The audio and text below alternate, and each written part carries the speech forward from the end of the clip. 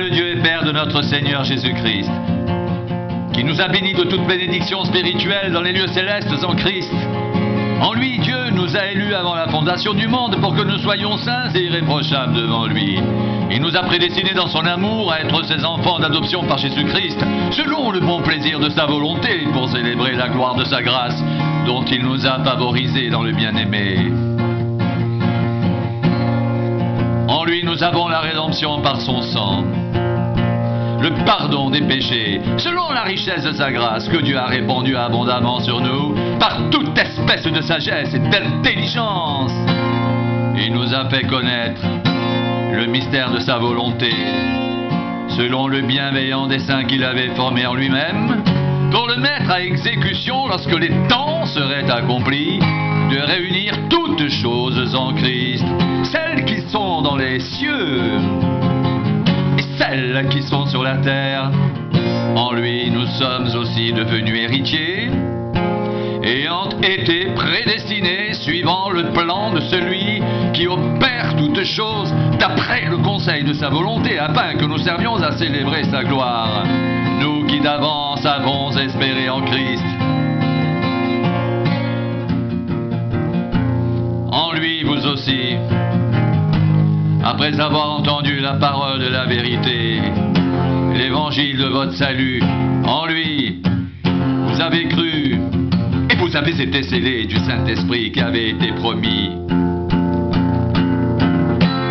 lequel est un gage de notre héritage pour la rédemption de ceux que Dieu s'est acquis pour célébrer sa gloire. C'est pourquoi, moi aussi, ayant entendu parler de votre foi au Seigneur Jésus et de votre amour pour tous les saints, je ne cesse de rendre grâce pour vous. Je fais mention de vous dans mes prières afin que le Dieu de notre Seigneur Jésus-Christ, le Père de gloire, vous donne un esprit de sagesse et de révélation dans sa connaissance, qu'il illumine les yeux de votre cœur pour que vous sachiez quelle est l'espérance qui s'attache à son appel, quelle est la richesse de la gloire de son héritage qu'il réserve aux saints, et quelle est envers nous qui croyons l'infinie grandeur de sa puissance, se manifestant avec efficacité par la vertu de sa force.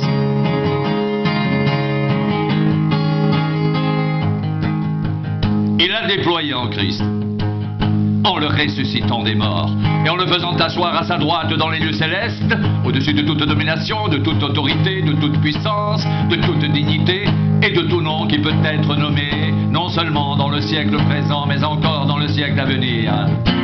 Il a tout mis sous ses pieds, et il a donné pour chef suprême à l'Église, qui est son corps, la plénitude de celui qui est rempli tout en tous. Vous étiez morts par vos offenses et par vos péchés, dans lesquels vous marchiez autrefois selon le train de ce monde, selon le prince de la puissance de l'air, de l'esprit qui agit maintenant dans les fils de la rébellion.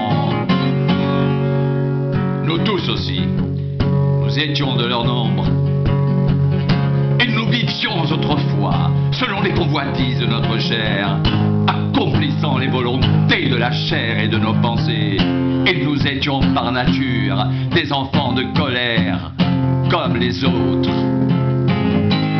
Mais Dieu, qui est riche en miséricorde, à cause du grand amour dont il nous a aimés, nous qui étions morts par nos offenses, nous a rendus vivants avec Christ. C'est par grâce vous êtes sauvés. Il nous a ressuscités ensemble et nous a fait asseoir ensemble dans les lieux célestes en Jésus-Christ, afin de montrer dans les siècles à venir l'infinie richesse de sa grâce par sa bonté envers nous en Jésus-Christ, afin de montrer dans les siècles à venir l'infinie richesse de sa grâce par sa bonté envers nous en Jésus-Christ. Car c'est par la grâce que vous êtes sauvés, par le moyen de la foi. Cela ne vient pas de vous, c'est le don de Dieu. n'est point par les œuvres, afin que personne ne se glorifie. Car nous sommes son ouvrage, ayant été créés en Jésus-Christ, pour de bonnes œuvres que Dieu a préparées d'avance, afin que nous les pratiquions. Car c'est par la grâce que vous êtes sauvés, par le moyen de la foi. Et cela ne vient pas de vous, c'est le don de Dieu.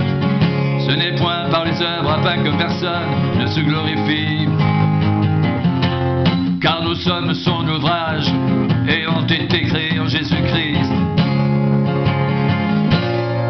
pour de bonnes œuvres que Dieu a préparées d'avance, afin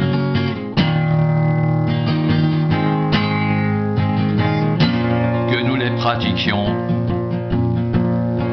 Car nous sommes son ouvrage, ayant été créés en Jésus-Christ, pour de bonnes œuvres que Dieu a préparées d'avance, afin que nous les pratiquions.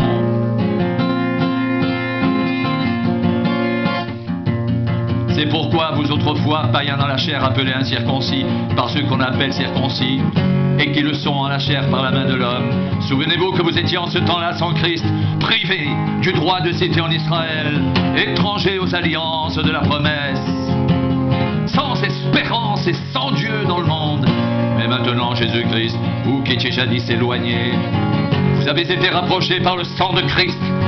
Car il est notre paix, lui, qui des deux n'en a fait qu'un, et qui a renversé le mur de séparation, l'inimitié, ayant anéanti par sa chair la loi des ordonnances dans ses prescriptions. Il a voulu créer en lui-même avec les deux un seul homme nouveau, en établissant la paix, et les réconcilier avec Dieu l'un et l'autre en un seul corps, par la croix, en détruisant par elle l'inimitié.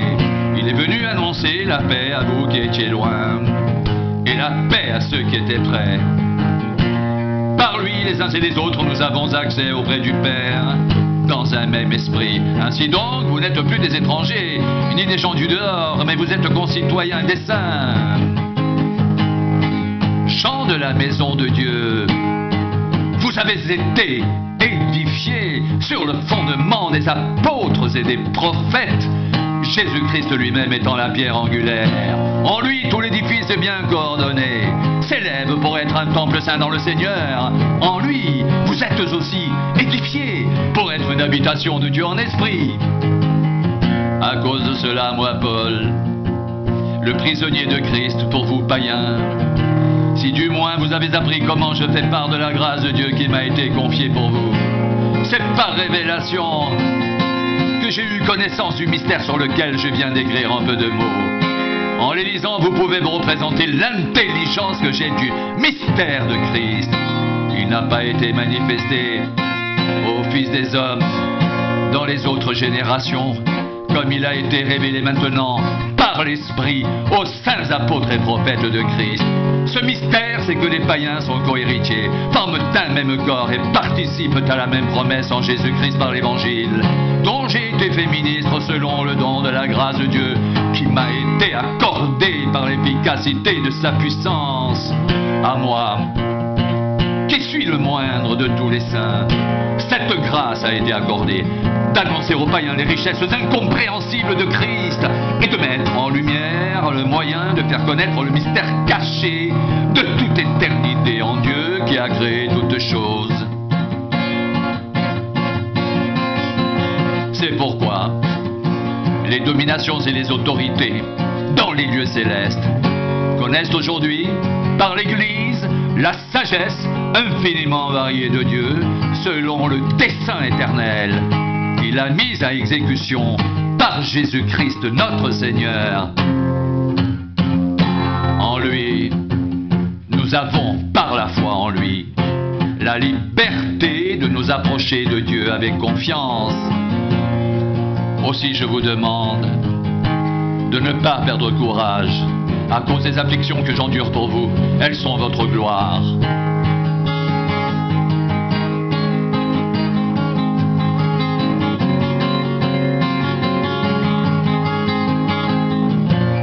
À cause de cela, je fléchis les genoux devant le Père, de qui toute famille dans les cieux et sur la terre tire son nom, afin qu'il vous donne, selon la richesse de sa gloire, d'être puissamment fortifié par son esprit dans l'homme intérieur, en sorte que Christ habite dans vos cœurs par la foi, étant enraciné et fondé dans l'amour, que vous puissiez comprendre avec tous les saints quelle est la largeur, la longueur, la profondeur et la hauteur, et connaître l'amour de Christ, qui surpasse toute connaissance, en sorte que vous soyez remplis jusqu'à toute la plénitude de Dieu. Or à celui qui peut faire, par la puissance qui agit en nous, infiniment au-delà de tout ce que nous demandons ou pensons, à lui soit la gloire dans l'Église et en Jésus-Christ, dans toutes les générations au siècle des siècles.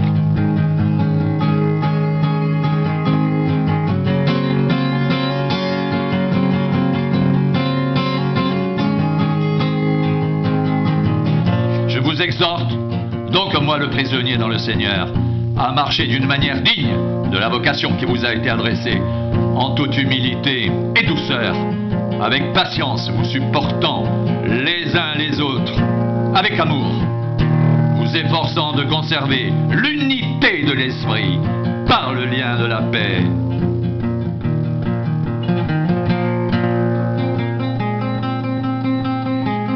Il y a un seul corps et un seul esprit, comme aussi vous avez été appelés à une seule espérance par votre vocation.